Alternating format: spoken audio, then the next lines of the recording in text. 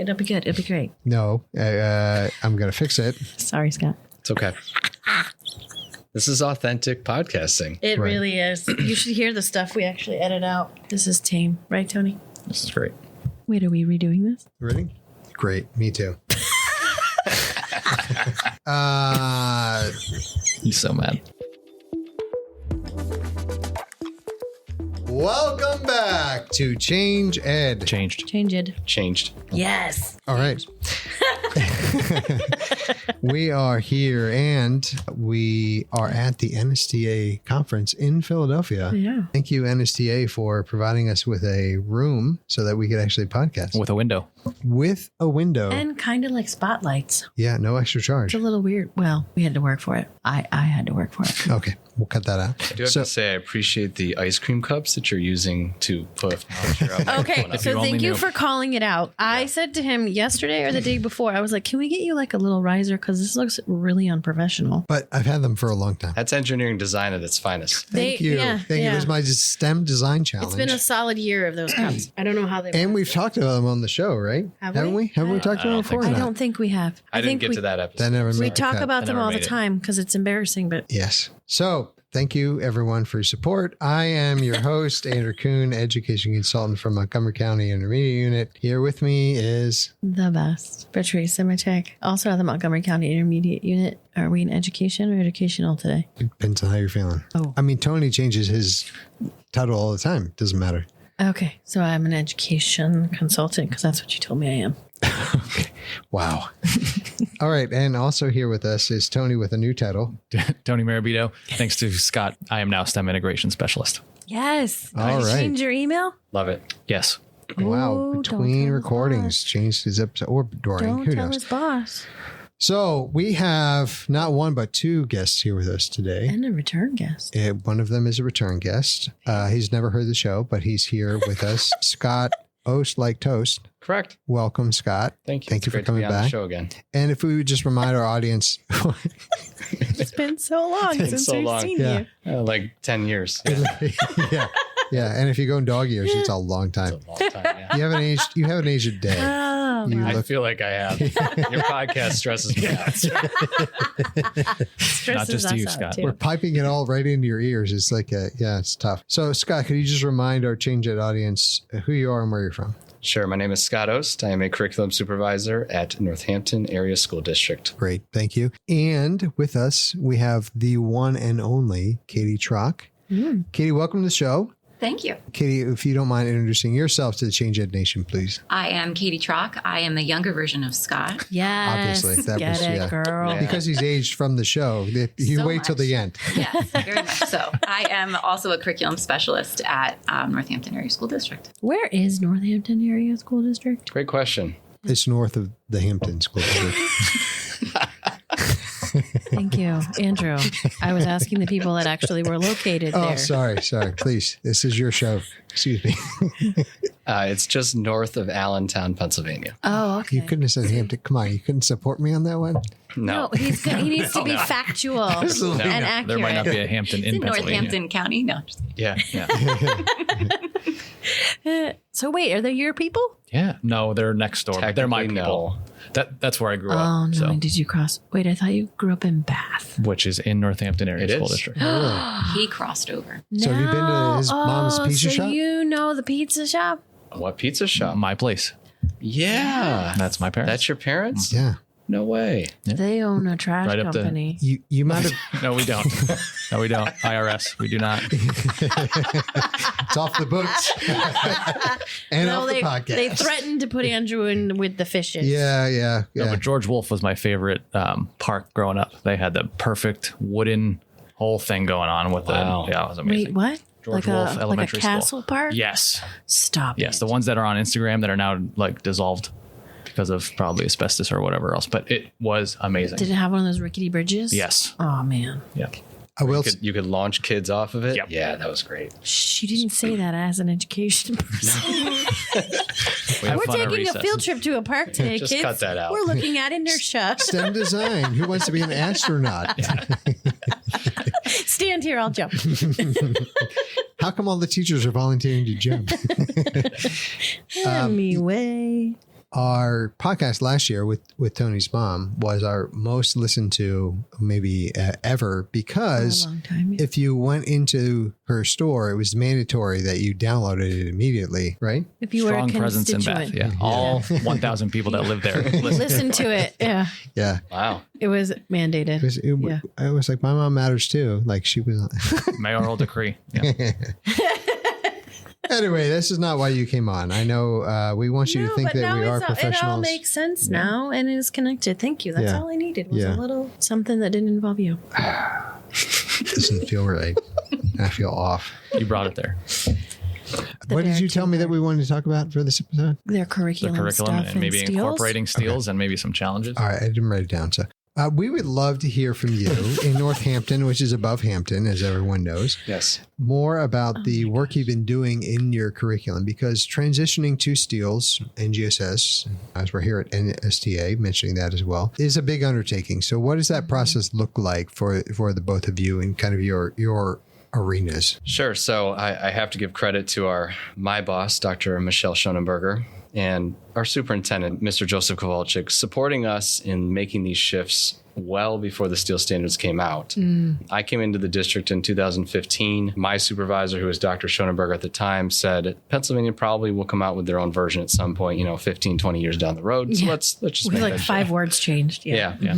And so we made a conscious effort to make changes instructionally back then. And we dabbled in spots here and there. We didn't really get into too much. We redesigned some units. But her idea was that if we just expose ourselves a little bit at a time, that eventually with enough practice, we get where we need to get to. And so we started that work way back in 2015, 2016. Somehow I was convinced to jump to leadership and in an administrative role in the heart of COVID. That was really a smart decision. Brave man. Yeah. And we really just carried the same mindset, the same mentality through. And since then, since PA has adopted those standards, I've really just taken my experience and then flipped it obviously as more of an administrative coaching role, taught teachers how to do it. Wow. I was going to say, that's awesome that you're getting back into the classroom with your teachers again. I was doing co-teaching last week, and like you were saying in our previous episodes, So long ago, that when you're so far removed, you don't know what that feels like. We can talk about theory, we can talk about strategies, we can talk about notice and wonder and driving question boards, but until you're doing that with 25, 6-year-olds, you don't really know how this is going to work out. Yeah. and then Katie, give us your perspective and kind of what that's looked like for you. I started at Northampton only 4 years ago, so I'm an outsider coming in. So I've kind of immersed myself in watching the district grow and learn. Scott really is a driving force, and Michelle. In the science world, I kind of came to more of an elementary background as well as more of a language arts background. So for me, it's so interesting to see the huge tie-ins with science and steels with language arts. You know, elementary has no time, right? Not that any teacher has time whatsoever, but to get like a first grade teacher to let go of reading or writing for science, that's a big ask. So kind of looking at a lot of these steels standards, you're not letting go of anything. In fact, you're getting a little bit more of ELA when it comes to science and steels. So it's kind of exciting for Especially everyone that to writing see. component. Right? Like there's so much they can do. It's very cool. Not to cut you off, but I totally did because I'm a jerk. But the interesting the interesting thing that we're learning is like when we approached it as STEM, it was similar ideas. We still want to incorporate all of these things, and we want to bring in the literacy, we want to bring in the project problem-based learning. I don't think it was as well received as we had hoped, right? We wanted STEM to be this like amazing thing. It turned into tools, and it turned into like gizmos and Ozobots, and not really the intention behind STEM. What I'm learning and what I'm loving is that with steels, I can and should read informational text during my ELA time, enhance my reading skills during my ELA time using information that I can then leverage in my science time, and then I'm writing CERs or however we're choosing to respond, but I'm using all of those interconnected things. So it's like we're finally getting to what we wanted STEM to kind of be in the elementary world, which is then going to propel our middle school and high school kids further. Yeah, and I would say Katie's been instrumental too at the elementary level. I mean, she speaks the language. I just take the language and then interpret it in my own science way. Nice. She's educated us all on some of the similar ELA tie-ins that we can make. You know, say, mean, matter was something that I did not know of until the other day. And we essentially came to the conclusion that scientists do the same thing, just in a very scientific way. So we're working with our teachers in terms of how we incorporate that back into the classroom, providing them a framework and a structure. And the collaborative partnership that we have with each other, I think, has been instrumental in that work. So we're just finding ways to integrate literacy whenever we can. It's been a big help. Okay, so Scott said say, mean, matter. What did he say? Yeah, and what does that mean mean? to you? Yes, and please. why does that matter? Oh, look what So- you did. I was like, wait a minute. What? Why are you asking me questions? I'm asking you questions. Got it. So that came from SAS when it comes to the TDA, the text dependent Yeah, analysis. okay. So our ELA teachers are loving that real quick catchphrase. Yeah. So if you start something in kindergarten and the teachers are all using that same language, it's so easy for kids to follow along. So when it comes to science, fifth grade especially starting to panic for that writing Yeah. component Yeah. of the dreaded PSSAs. Yep. However, the science essays are looking very, very similar to a TDA. And so whatever we say, whether it's science-based or language arts-based, and what does it mean to us and why does it matter? We've had our science teachers come in and they kind of like looked at us quickly and said, could you have the language arts teachers talk about this in September so that we can use it for the rest of the year? So real quick things like that, everybody's kind of talking the same Crossovers thing. there. And speaking of talking, a huge thing is speaking and listening standards. It's that like silent ELA strand that we all obviously use all the time, but we've started to really bring that back out, kind of dust it off, remind everybody what it is. So now even our science teachers are asking if they could take the speaking and listening rubrics over to their classroom. That's awesome. As they're interacting with the kids and listening to the science talks and all kinds of, what do I call them? Conundrum circles. Conundrum circles, Yes. yes. I like Or that. science circles. Scientist circle. Yeah. But we're using our speaking and listening rubrics all over the place because elementary kids love to talk. Yeah. It gives them a lot of great ideas and details. And then, that kind of tampers off a little bit as they get older. So Right. we're trying to use that as an instrumental piece for instruction for teachers, administrators, and students. I love that. One of the things that you just pointed out so well is that there are so many crossover points. Science calls it one thing, ELA calls it something different. Same thing with math and social studies. But that the connection is there and is very strong. And another thing I'll say is that we've had a lot of conversations with leaders outside of the science world who say the NGSS are really well written. They are very strong. Some of the best of the standards that are out there. They're so thought out. And the integration, like how they're integrated. The integrative piece. So I'm curious on your end, it sounds like from the journey of what you shared, Scott, that integration has been a mindset for a while and you're not just shifting to that spot. So hopefully you've had, I'm sure you have, experiences with other schools or districts or conversations. And how is your story different from theirs? What are you seeing is the difference? Because I would imagine if you started 10 years ago, the shift to steels looks very different in your district than it would for the majority of Pennsylvania. That's like this steels mindset is brand new, and we need to get this done in 3 years. What does that look like? Would you both talk to that from your experience? Sure. So it's always been a mindset of mine personally. And I think that came from the different experiences that I had in the business world and in just regular ed as a teacher, that you have to think that way. But I think as I've gone through these steel shifts, I've really thought out the connective pieces between all the content areas and how I can best support teachers through those changes. We've actually got a group of teachers in our district who take graduate courses through at a university that we partner with. They take STEM graduate courses and they get their STEM endorsement. What that has done, it's helped build capacity around the integrative pieces that are needed. So for example, last night we have this district-wide event, and that district-wide event is called Soups and Scoops. It's an event where we raise funds and money for local food pantries. And there's a lot that goes into that event. It's a very steamy, STEMmy event, right? It's hosted by the art department, but Katie and I have graduate students, our teachers, and we said to them last night, just pay attention to the behind the scenes work that goes into this. You got your social studies teachers building placemats for the soup bowls that people eat from. You've got the math department that are designing the centerpiece flowers that go into the center of the table and doing all the measurements that go behind that. You've got the art department obviously making the bowls for the soup. You've got business partners coming in and contributing raffle baskets. When you take a step back and you look at all the integrated pieces that are going into one single event, it's a much easier way to approach it. So going back to your original question, as districts talk to us, I encourage them to help their teachers understand those integrated pieces by taking that step back and using community events that they already have in place. Yeah. right, that they already do, and just pausing and reflecting for a moment about all the integrated pieces that are going on amongst different departments. That is an incredible perspective. And I'm not just saying it because you're here in this space in front of me.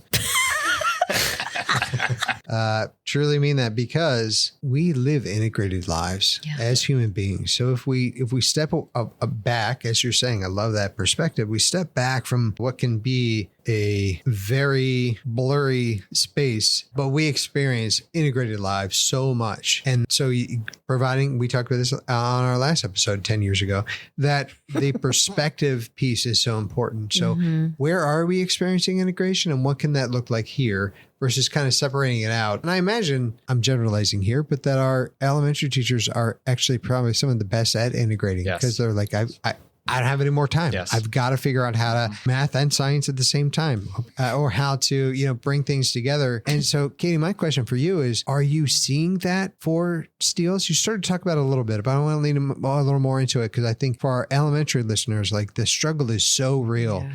And this idea of like, wait, are you asking me to shift my mindset or to shift my practice, or both? And if both, is it at the same time? Do I do one and then the other? So there's like 9 questions in there. If you could answer them in order, that'd be great.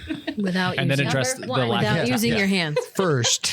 So first of all, if you get the visual of a friendship bracelet, honestly, Scott and I have done a lot of professional development with our staff of making, like, I literally bought an embroidery thread, and we've made friendship bracelets just showing how instruction can be roped. So that's when you were putting your hands together. That's what we do all the time. So elementary teachers are phenomenal at roping it. We've verbified roping it, right?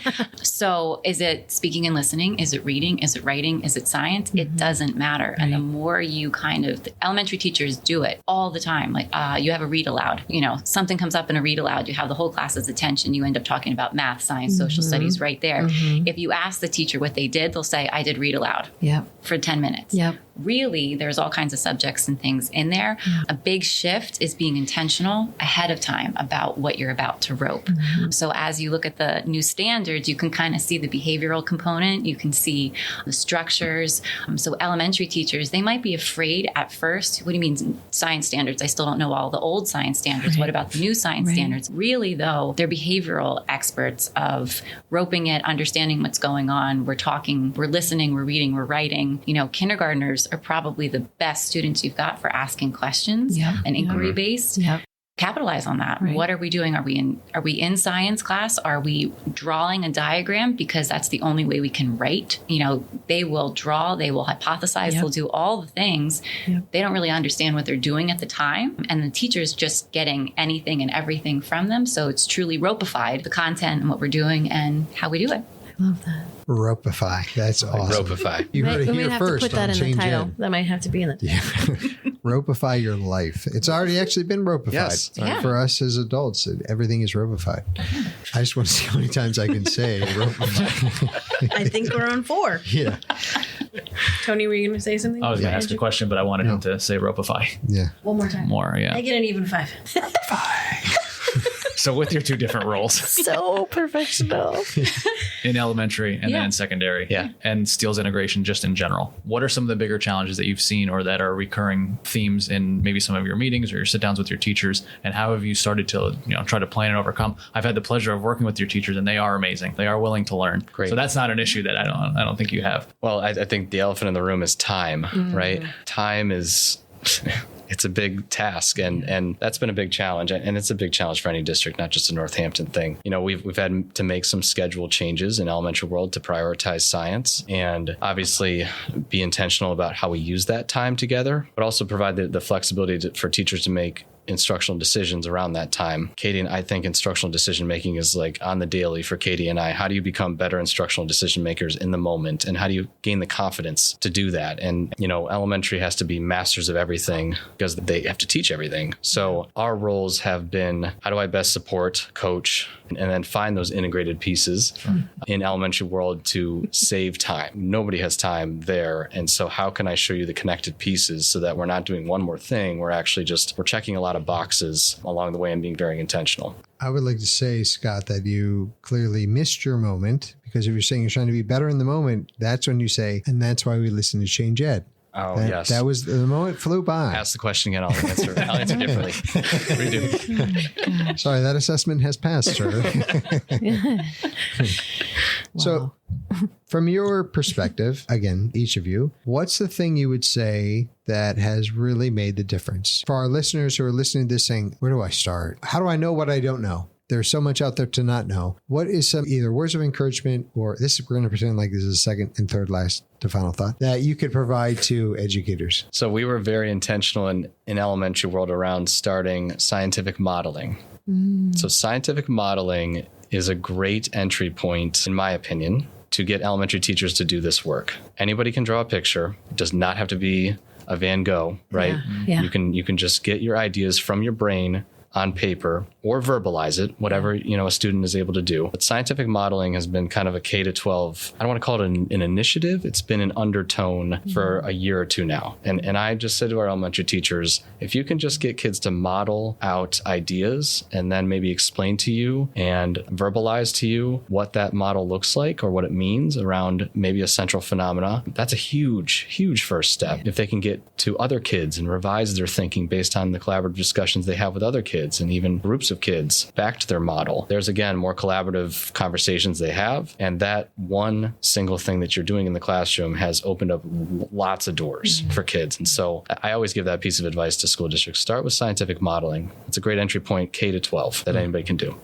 Katie, can you fix what he said and make it sound better? Wow. I mean, I'll try. It was pretty good. It was very good, Scott.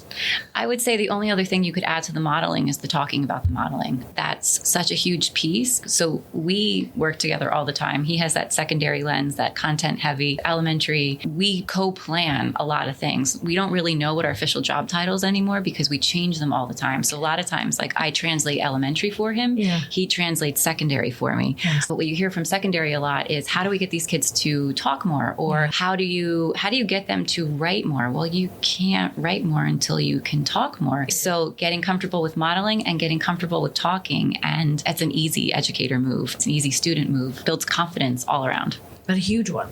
It's a huge one. Yeah.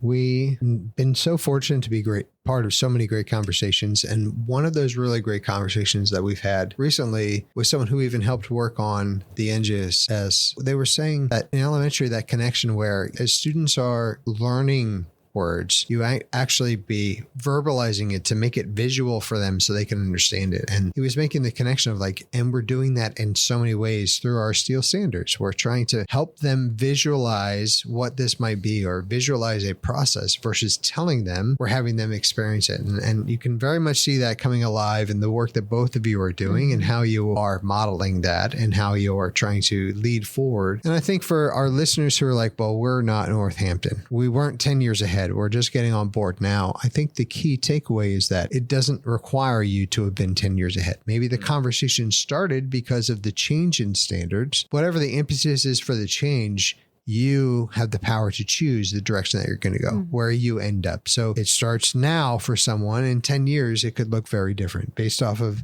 the small changes that we make and the small decisions that we make. And I think one of the most important things for me through this podcast is that to become better in the moment, whatever that moment might be, you need to Listen to the Change Ed podcast. Oh, we nailed it. We come right back to it. You crushed it. Good job. You're welcome. Be sure to like and follow your favorite and subscribe that one too. Your favorite #1 podcast. And Ropify. And Ropify your favorite podcast into your phone. I did just rate your podcast the other day. You have 3 ratings. I gave it a 5 though. Thank you. Oh, thank you. We'd love to off the air. I'd love to talk about the other 2.